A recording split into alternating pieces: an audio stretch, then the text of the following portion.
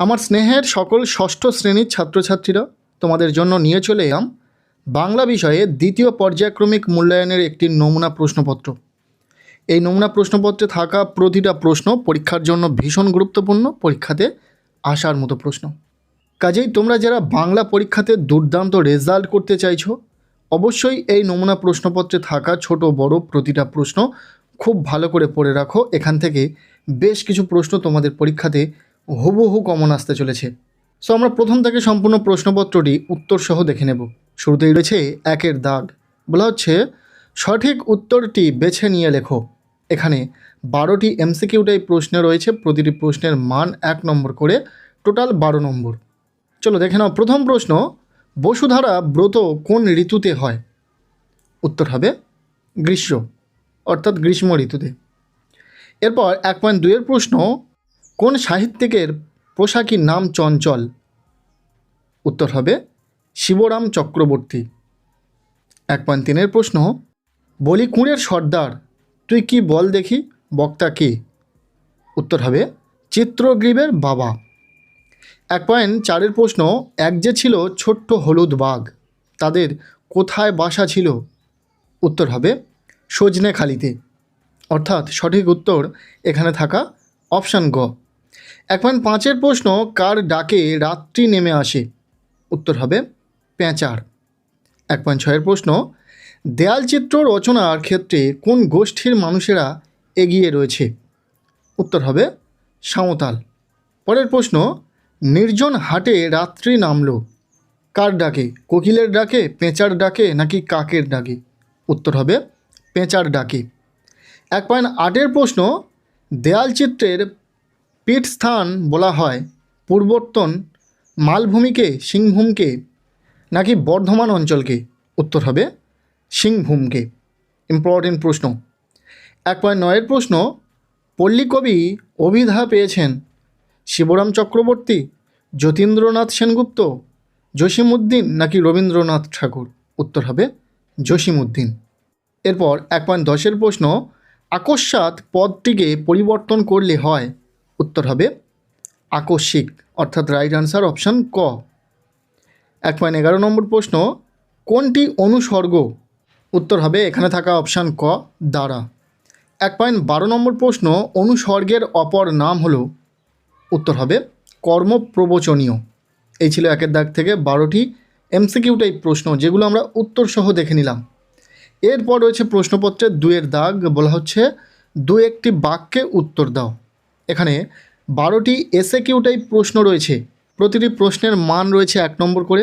এখানে আমরা প্রতিটা প্রশ্ন উত্তরসহ দেখে নেব।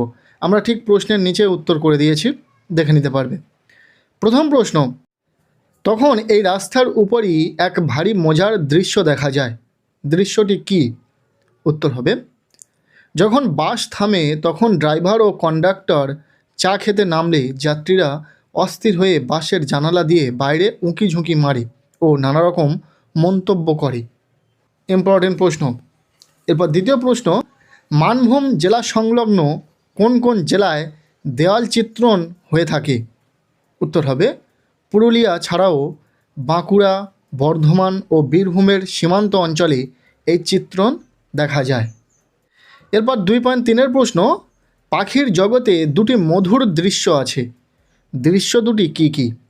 উত্তর হবে পাখির বাসায় ফিরে আসা এবং জোড়ায় জোড়ায় নীল আকাশে উড়ে বেড়ানো। 2.4 প্রশ্ন, হাটে সন্ধ্যায় প্রদীপ জ্বলে না কেন? উত্তর হবে হাটটি নিঝুম হয়ে যায় এবং সেখানে দোকানপাট ও জনসমাগম না থাকায় অন্ধকার জমে থাকে। এরপর 2.5 প্রশ্ন, পৃথিবী তোমার হবে, বক্তা কে? উত্তর হবে বক্তা হলেন ফাঁকি গল্পের গোপালবাবুর বাবা। 2.6 প্রশ্ন, মানভূম জেলায় কোন কোন আদিবাসী গোষ্ঠীর বাস?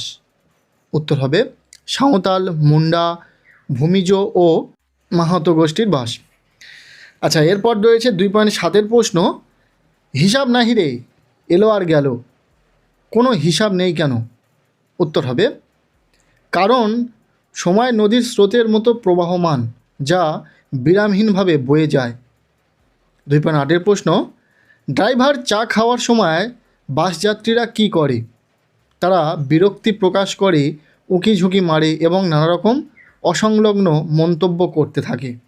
এরপর 2.9 প্রশ্ন, সুন্দরবনের বাঘ কি নামে পরিচিত? উত্তর হবে রয়্যাল বেঙ্গল টাইগার, প্রত্যেকের জানা।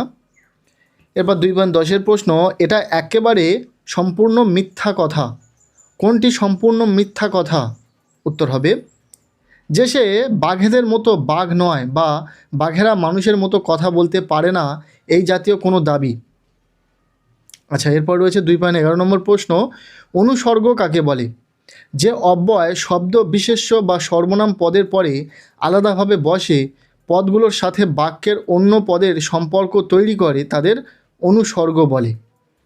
এরপর 2.12 নম্বর প্রশ্ন, শ্রী কাক্যেশ্বর কুচকুচে কোন বংশীয় কাক? সে হলো পণ্ডিত বংশের কাক। এরপর রয়েছে প্রশ্নপত্রের 3-এর দাগ, বলা হচ্ছে যে কোনো 2টি প্রশ্নের উত্তর দাও। এখানে 3 মার্কের বড় প্রশ্ন রয়েছে, 2টি প্রশ্নের উত্তর লিখতে হবে, টোটাল 6 নম্বর। আমরা প্রতিটা প্রশ্ন দেখে নেব, আর যে প্রশ্নগুলি এখানে রয়েছে প্রত্যেকটি প্রশ্ন খুবই মনোযোগ সহকারে গুরুত্ব দিয়ে পড়বে। এই প্রশ্নগুলি কিন্তু তোমাদের পরীক্ষাতে আসতে চলেছে। প্রথম প্রশ্ন, আমি হাঁ করে তাকিয়ে থাকলাম। লেখক কেন হাঁ করে তাকিয়ে রইলেন? এরপর তার কেমন অনুভূতি হয়েছিল? এখানে উত্তর আমরা করে দিয়েছি। 3 মার্কের প্রশ্নের ক্ষেত্রেও উত্তর তোমরা দেখতে পাচ্ছ। শুধুমাত্র তোমাদের সুবিধার কথা ভেবে আমরা প্রতিটা প্রশ্নের উত্তর করে দিয়েছি। উত্তরটি হলেও তিনি জীবনে প্রথমবার এত বড় ও সুন্দর এক জোড়া রঙিন পায়রা বা চিত্রগ্রীবকে উঠতে দেখেছিলেন, তাই সে বিস্ময়ে হাঁ করেছিলেন। তার মনে অদ্ভুত আনন্দ ও মুগ্ধতা হয়েছিল। পরবর্তী প্রশ্ন, আম গাছটি কীভাবে গোপালবাবুর বাড়ির নিশানা হয়ে উঠেছিল? সেটা কিভাবে তাদের সাহায্য করেছিল? উত্তর হবে গাছটি বাড়ির সীমানায় বড় হয়ে ওঠায় দূর থেকে বাড়িটি চেনা যেত। এটি বাড়ির সকলকে রোদ থেকে ছায়া দিত এবং ফল দিয়ে পরিবারের পুষ্টির যোগান দিত। ইম্পর্ট্যান্ট একটি প্রশ্ন। এরপর 3 নম্বর প্রশ্ন, পয়সা পেয়ে কাকের মহা ফুর্তি। কত পয়সা সে পেয়েছিল? ফুর্তিতে সে কি করেছিল? উত্তর হবে সে একটি পয়সা পেয়েছিল। ফুর্তিতে সে সেই পয়সাটি দিয়ে নিজের ঠোঁট বা পা পরিষ্কার করেছিল এবং মহানন্দে উড়াল দিয়েছিল। ইম্পর্ট্যান্ট একটি প্রশ্ন। এরপর রয়েছে প্রশ্নপত্রের 4-এর দাগ, বলা হচ্ছে যে কোনো 2টি প্রশ্নের উত্তর দাও। এখানে 3 মার্কের প্রশ্ন রয়েছে, 2টি প্রশ্নের উত্তর লিখতে হবে, টোটাল 6 নম্বর। প্রথম প্রশ্ন, মানভূমের দেয়ালচিত্রের প্রতীক কী? তাকে কিভাবে আঁকা হয়?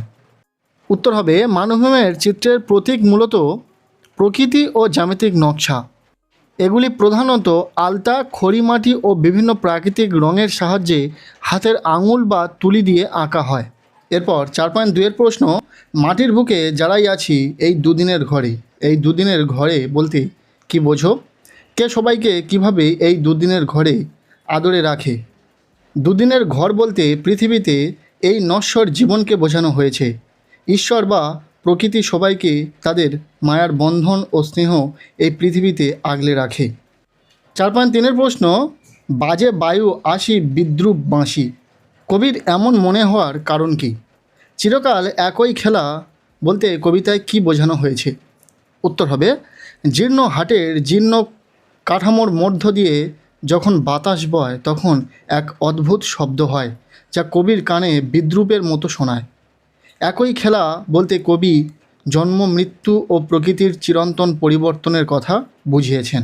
প্রশ্নের যথাযথ গুণগত মান অনুযায়ী আমরা উত্তর করে দেওয়ার চেষ্টা করেছি। যদি কোনো প্রশ্নের উত্তরের সাথে তোমরা সহমত না হও তাহলে অবশ্যই সেই প্রশ্নের সঠিক উত্তরটা কমেন্ট বক্সে জানিয়ে দিয়ে যাবে। এরপর প্রশ্নপত্রে 5-এর দাগ, যে কোনো 2টি প্রশ্নের উত্তর দাও। এখানে 3 মার্কের প্রশ্ন রয়েছে, 2টি প্রশ্নের উত্তর লিখতে হবে, টোটাল 6 নম্বর। প্রথম প্রশ্ন, তুমি এমন সাংঘাতিক রকম হাসছো কেন? তার হাসির যে কোনো 2টি কারণ লেখো। উত্তর হবে সুকুমার রায়ের হজ বড়ল গল্পে অদ্ভুত জন্তুটির হাসির 2টি কারণ নিচে দেওয়া হলো। প্রথম, অসংলগ্ন পরিবেশ। গল্পের পটভূমিটি ছিল সম্পূর্ণ উদ্ভট এবং যুক্তিহীন। অদ্ভুত জন্তুটির কাছে মানুষের ব্যবহার ও চিন্তাধারা অত্যন্ত হাস্যকর হয়ে থেকেছিল, যার ফলে সে এমন অস্বাভাবিকভাবে হাসছিল। আর দ্বিতীয় কারণটি হচ্ছে যুক্তির অভাব।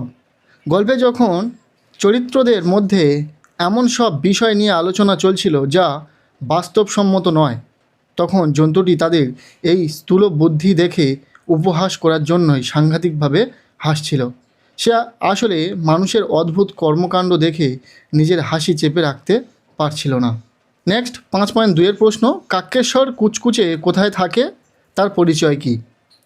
উত্তর হবে কাক্যেশ্বর কুচকুচের বাসস্থানের কোনো নির্দিষ্ট ভৌগোলিক ঠিকানা নেই। সে বাস করে এক আজব বা অদ্ভুত দেশে, যেখানে সব কিছুই উলটপালট। তার পরিচয় হলো সে বংশ পরম্পরায় একজন অত্যন্ত পণ্ডিত কাক। তার আসল পরিচয় হলো সে একজন খাদ্য বিশারদ। সে পৃথিবীর বিভিন্ন স্থানের খাবারের স্বাদ ও গুণগত সম্পর্কে অগাধ জ্ঞান রাখে। গল্পে সে নিজেকে একজন বিদগ্ধ বা জ্ঞানী ব্যক্তি হিসাবে তুলে ধরেছে। সে পৃথিবীর সমস্ত রহস্য তার খাবারের বিচারের মাধ্যমে সমাধান করার ক্ষমতা রাখে। ইম্পর্টেন্ট একটি প্রশ্ন, খুব ভালো করে উত্তরটা দেখে রাখো। এরপর 5.3 প্রশ্ন, ফের টাক টাক বলছিস, দাঁড়া। এই বলে বুড়ো কাকে ডাকলো, তারপর কি হলো ঘটনাটা লেখো। উত্তর হবে উদ্ধৃত উক্তিটিতে বুড়ো লোকটি তার পোষা রাম ছাগলটিকে ডেকেছিল। ঘটনাটি ছিল, বুড়ো লোকটির পোষা রাম ছাগলটি অদ্ভুত আচরণের জন্য বিখ্যাত ছিল। সে যখনই সুযোগ পেত তখনই টাক টাক শব্দ করে অদ্ভুত সব কাণ্ড কারখানা জুড়ে দিত। বুড়োটি যখনই তাকে ধমক দিল তখন রাম ছাগলটি এমন এক কাণ্ড শুরু করলো যা থেকে গল্পের মোড় ঘুরে যায়। সে বুড়োর সব কথা অগ্রাহ্য করে এবং এক অদ্ভুত ভাষায় বক্তৃতা শুরু করে, যা শুনে আশেপাশের সবাই অবাক হয়ে যায়। এই ঘটনার মাধ্যমেই লেখক সুকুমার রায় গল্পের হাস্যরসের চরম শিখরে পৌঁছেছেন। এরপর রয়েছে প্রশ্নপত্রের 6 দাগ। বলা হচ্ছে যে কোনো একটি প্রশ্নের উত্তর দাও। এখানে 3 মার্কের প্রশ্ন রয়েছে। একটি প্রশ্নের উত্তর লিখতে হবে। প্রশ্নপত্রে মূলত 2টি প্রশ্ন তোমরা পাবে। প্রথম প্রশ্ন, অনুসর্গ কাকে বলে? অনুসর্গের 2টি উদাহরণ দাও। এর উত্তর হবে যে শব্দ বিশেষ্য বা সর্বনামের পরে বসে বাক্যের অন্য পদের সাথে সম্পর্ক বোঝায় তাকে অনুসর্গ বলে। উদাহরণ, চেয়ে, রামের চেয়ে ভালো। এই যে চেয়ে, এটি একটি অনুসর্গ। এছাড়াও সাথে, সাথে একটি অনুসর্গ। বন্ধুর সাথে যাবেও, সাথে শব্দটিও অনুসর্গ। বুঝতে পেরেছ? এরপর 6.2 প্রশ্ন, উপসর্গ কাকে বলে? উপসর্গের 2টি উদাহরণ দাও। উত্তর হবে যে অব্যয় বা শব্দাংশ শব্দের আগে বসে নতুন শব্দ গঠন করে তাকে উপসর্গ বলে। যেমন প্রযুক্ত হার ইজ ইকাল টু প্রহার, বিযুক্ত ফল বিফল। নেক্সট রয়েছে প্রশ্নপত্রের 7 দাগ। বলা হচ্ছে যে কোনো একটি অনুচ্ছেদ রচনা করো। এটাই শেষ দাগ নাম্বার। এখানে মূলত 2টি বা 3টি অনুচ্ছেদ রচনা থাকবে, তোমাদেরকে একটি লিখতে হবে। এখানে যে 2টি রয়েছে, দৈনন্দিন জীবনে বিজ্ঞান এবং দ্বিতীয় রয়েছে আমাদের বিদ্যালয়। এই ছিল বাংলা বিষয়ে 6ষ্ঠ শ্রেণীর ছাত্রছাত্রীদের একটি নমুনা প্রশ্নপত্র 2nd ইউনিট টেস্টের। এই প্রশ্নপত্রে থাকা প্রতিটা প্রশ্নই পরীক্ষার জন্য ভীষণ গুরুত্বপূর্ণ, পরীক্ষাতে আসার মতো প্রশ্ন। কাজেই প্রশ্নপত্রে থাকা প্রতিটা প্রশ্ন খুব ভালো করে পড়ো। এখান থেকে বেশ কিছু প্রশ্ন পরীক্ষাতে হুবহু কমন পাবে।